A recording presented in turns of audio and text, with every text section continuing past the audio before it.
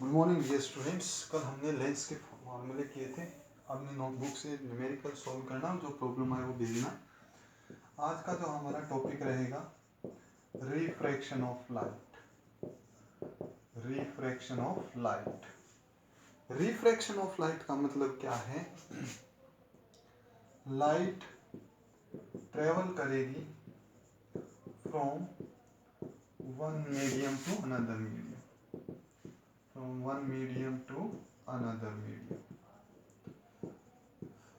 Light जो है वो ट्रेवल करती है एक मीडियम से दूसरे मीडियम में। मीडियम जैसे पहले एयर में जा रही थी, फिर किस में चली गई? ग्लास में चली गई। तो light travel from one medium to another medium, it changes its path, it changes its path. इसका रास्ता बदल जाता है।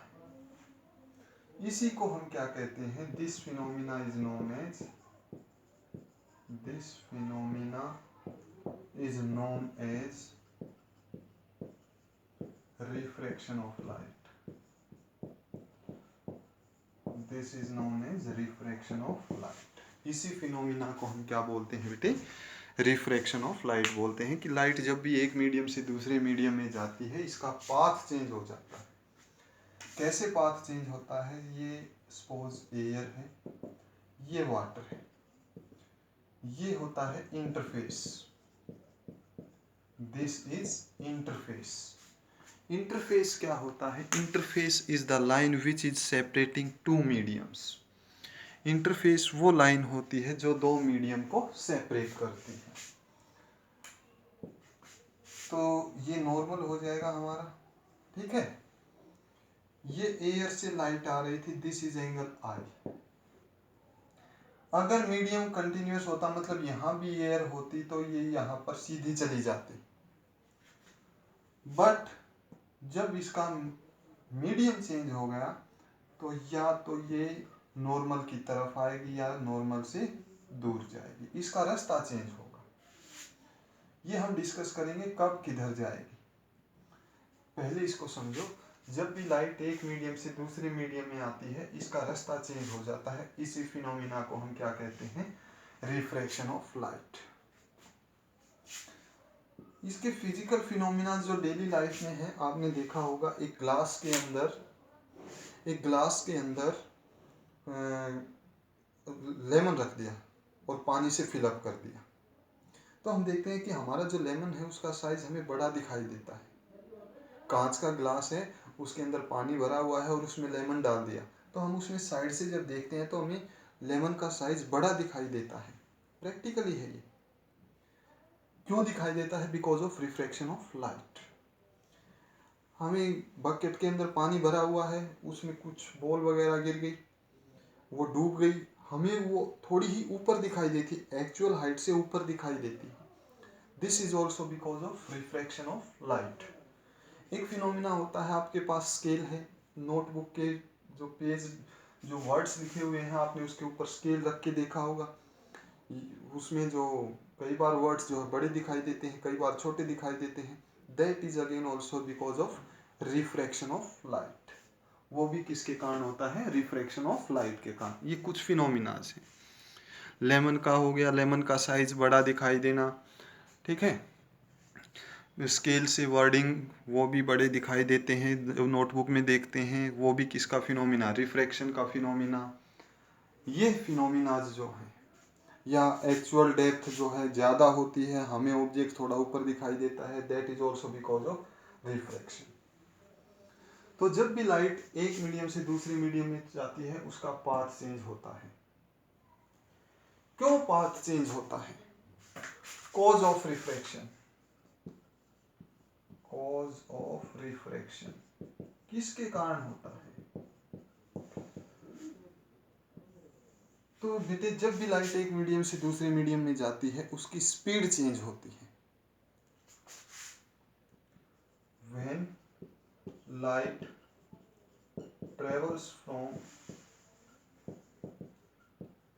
one medium to another, जब भी लाइट एक मीडियम से दूसरे मीडियम में जाती है, its path, its speed changes, speed changes, इसकी स्पीड चेंज हो जाती है। ठीक है, this is the cause of refraction. Speed के चेंज होने के कारण ही क्या होती है, रिफ्रैक्शन होती है। जब लाइट एक मीडियम से दूसरे मीडियम में जाती है स्पीड चेंज होती है, वेवलेंथ भी चेंज होती है, वेवलेंथ भी चेंज होती है, फ्रीक्वेंसी चेंज नहीं होती, फ्रीक्वेंसी नो चेंज। जब लाइट एक मीडियम से दूसरे मीडियम में जाती है तो उसकी स्पीड चेंज होती है, उसकी वेवलेंथ चेंज होती है, बट फ्रीक्वेंसी चेंज नहीं होती। क्यों नहीं होती? क्यों इनकी फ्रीक्वेंसी चेंज नहीं होती? क्योंकि स्पीड, ध्यान से बेटे, क्योंकि स्पीड और वेवलेंथ जो हैं they are the characteristics of medium. वो किसकी कैरेक्टरिस्टिक है? मीडियम की कैरेक्टरिस्टिक है। वाई आप क्वेश्चन लिखना चाहो तो लिख सकते हो।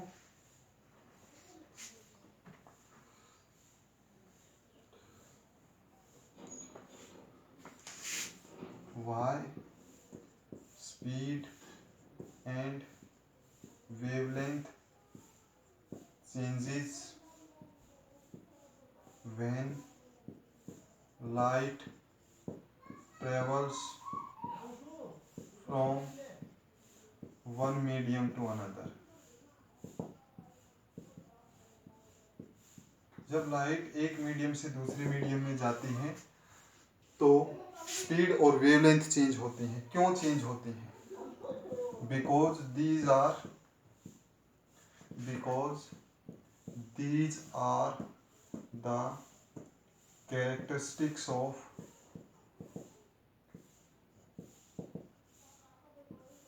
the characteristics of medium.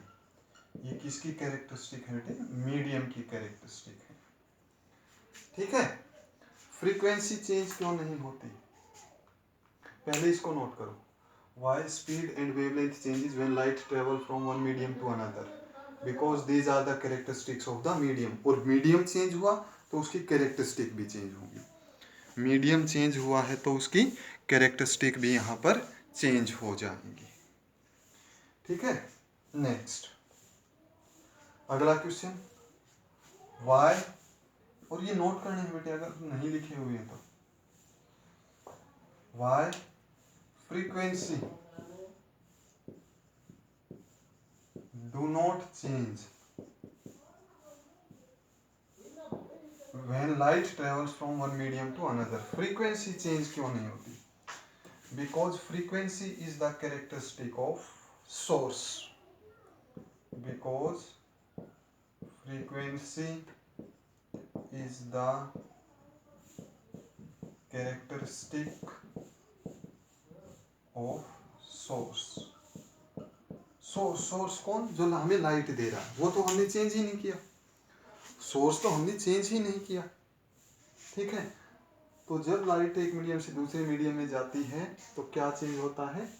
Speed change होती है। क्या चेंज होगा? वेवलेंथ चेंज होगी। क्या चेंज नहीं होगा? फ्रीक्वेंसी चेंज नहीं होगी। स्पीड और वेवलेंथ क्यों चेंज होंगी? Because speed and wavelength are the characteristics of medium, और मीडियम चेंज हुआ तो कैरेक्टरिस्टिक भी चेंज।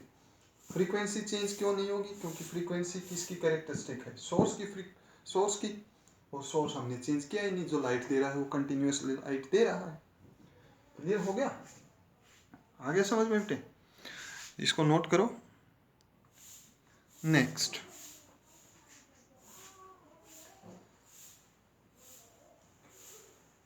स्क्रीनशॉट ले लिया रोज, ठीक है ना?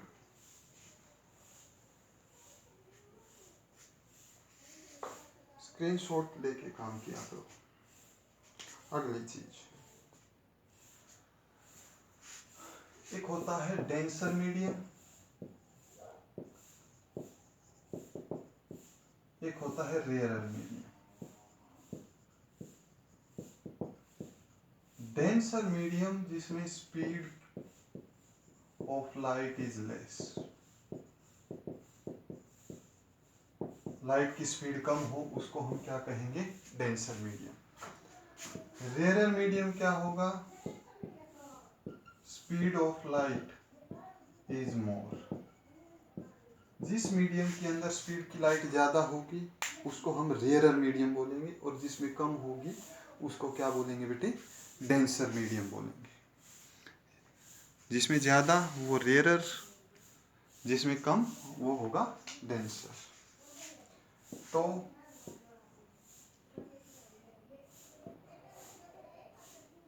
ये हमारे स्पीड यहाँ पर सपोज 2.25 इंटू 10 की पावर 8 मीटर पर सेकेंड है।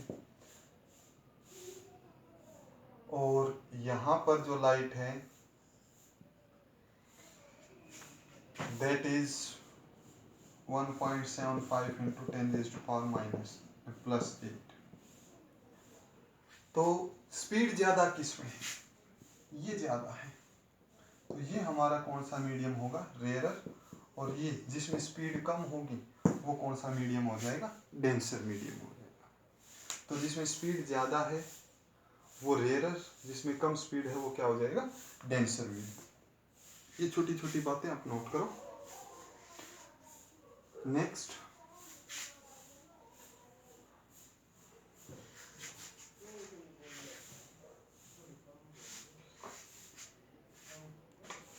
पाथ चेंज किसके कारण होता है, स्पीड के कारण होता है, ठीक है। When light travels from rarer to denser medium,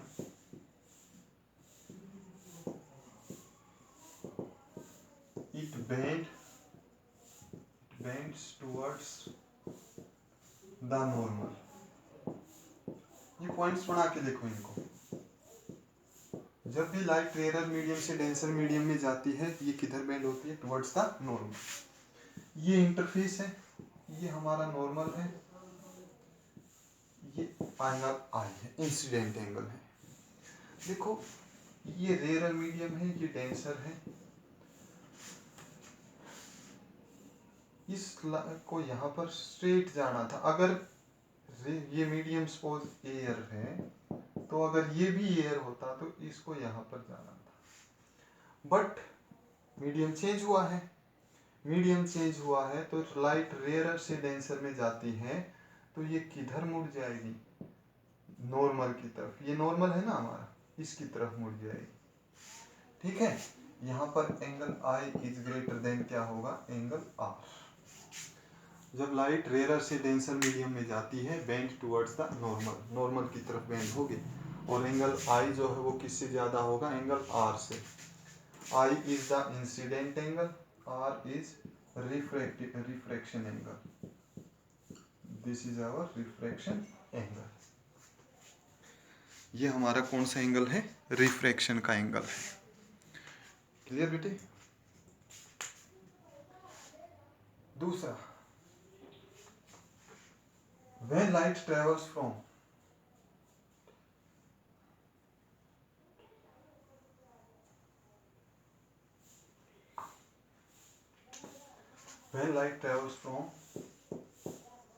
denser to rarer medium, it bends away from the normal। ये किधर जाएगी, नॉर्मल से दूर जाएगी। ये हमारा डेंसर मीडियम है, this is our incident ray, this is angle i. Medium continuous होता तो ये सीधे चले जाते, बट डेंसर से रेयरर में आ रहा है, ये नॉर्मल से दूर भागेगी, ये हमारा एंगल आर बनेगा, ठीक है। दिस इज रिफ्रैक्टेड रे, ये हमारी कौन सी रे हो जाएगी भाई, रिफ्रैक्टेड रे। ये कौन सी रे हो जाएगी, incident ray. Angle I is, तो जब लाइट डेंसर मीडियम से रेयरर में जाएगी it bends away from the normal, angle I जो है वो कम होगा एंगल आर के equal. Reflection, reflection, flection, F L, ठीक है। रिफ्लेक्शन के अंदर आपने पढ़ा था angle I is equal to angle R होगा, बट रिफ्रैक्शन के अंदर एंगल आई कम भी हो सकता है आर से, ज़्यादा भी हो सकता है आर से, और इक्वल भी हो सकता है आर के। वो हम अब डिस्कस करेंगे। पहले इसको नोट करो, लास्ट इसको नोट करो, फिर कंटिन्यू करते हैं। लास्ट पॉइंट करते हैं बेटे आज का, ठीक है, केवल लास्ट। क्या है लास्ट पॉइंट?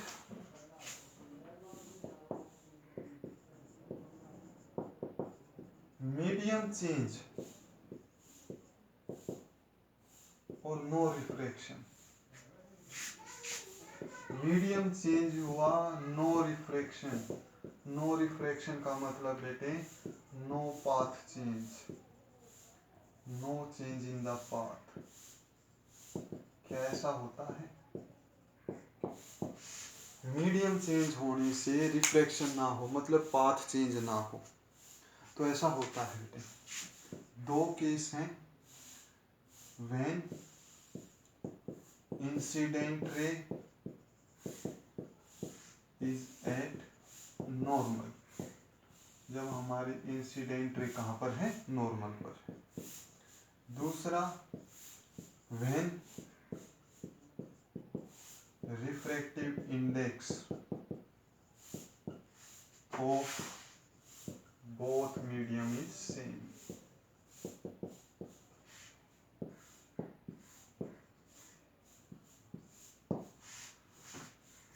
देखो डायग्राम से समझो और क्लियर होगा और छपेगा।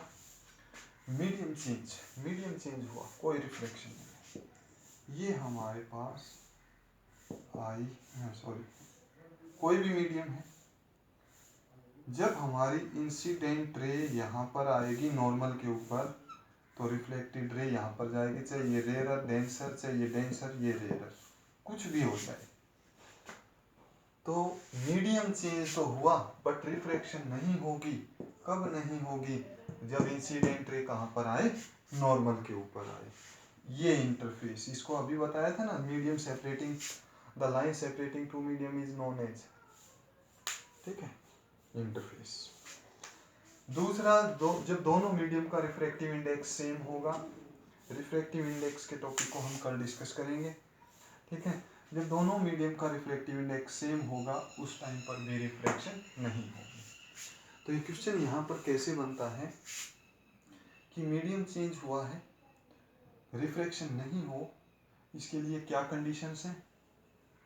इंसिडेंट रे नॉर्मल पर आए, या फिर दोनों मीडियम का रिफ्रैक्टिव इंडेक्स सेम हो, तब रिफ्रैक्शन नहीं होगी, तब लाइट का पाथ चेंज नहीं होगा, अदरवाइज पाथ चेंज होगा बेटे। क्लियर हुआ? समझ में आया? तो इसको नोट करो बेटे, जो आपने नहीं लिखा हुआ है नोटबुक में अच्छे से प्रॉपर नोट्स बनाओ, जो नहीं लिखे हुए हैं उन बातों को नोट डाउन करो। Thank you students, have a nice day बेटे।